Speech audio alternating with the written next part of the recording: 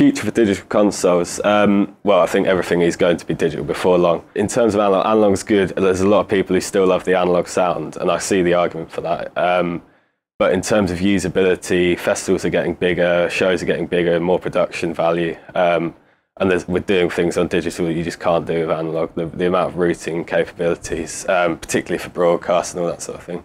And not having to run analog multis anymore, which is just a pain. Future for digital consoles, that's a tough one. I mean, they're already taking over analog anyway. Most of the venues that I go to now, I find that they have a digital console, and we kind of often move around and do gigs with our own digital consoles. So I think it's more about usability. The first digital consoles weren't nice to use, and I think they're only going to get more and more usable, especially with all the added functionality like iPad apps and things like that.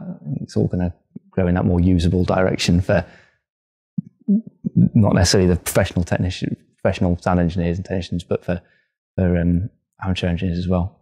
Probably more to do with portable stuff. I know it's quite new. It's only about 2 years or 3 years where you started using stuff on iPads, but I think that'll start to become the norm in places, and you'll be there at a gig, and the sound engineer will just walk off and walk into the middle of the crowd with an iPad, and you'll be thinking, oh, what's he doing, playing an app on his iPad, and he's actually like mixing the sound there and then, because it's better for the crowd. If you, as a sound engineer, you can't be everywhere in the crowd. And to have something on an app and just walk around and do that. Development with apps is probably the future, and portable devices, really. The future for digital consoles, it probably won't need us in a few years' time.